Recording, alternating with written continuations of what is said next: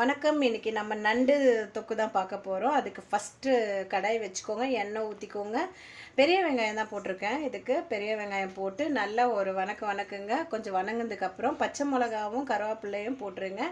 இஞ்சி பூண்டு பேஸ்ட் கொஞ்சம் ஆட் பண்ணுங்க. மஞ்சப்பொடி, உப்பு இதெல்லாம் போட்டு நல்லா கிளறிக்கோங்க.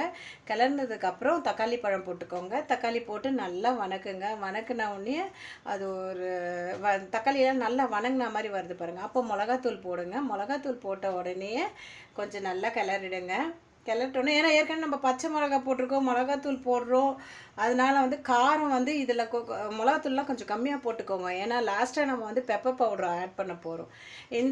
இதெல்லாம் நல்லா கிளறிட்டு அலசி வச்ச நண்டு எடுத்து போட்டுக்கோங்க. போட்டுட்டு நல்லா கிளறுங்க. கிளறிட்டு கொஞ்சோண்டு தண்ணி விடுது பாருங்கள். தண்ணி விடும்போதே நீங்கள் என்ன பண்ணணும், கொஞ்சம் இந்த மாதிரி பபுன்ஸ் வரும். இன்னும் கொஞ்சம் தண்ணி வேணால் ஆட் பண்ணிவிட்டு நல்லா சுண்டி வரும்போது கொஞ்சோண்டு பெப்பர் போட்டுங்க. பெப்பர் போட்டு நல்லா கிளறிக்கோங்க. கிளறின உடனே அந்த தண்ணியெல்லாம் கொஞ்சம் சுண்டி வந்துட்டு உங்களுக்கு அந்த பெப்பர் வாசனைலாம் கொஞ்சம் போயிடும். கொஞ்சம் போனதுக்கப்புறம் நண்டு மசாலா ரெடி.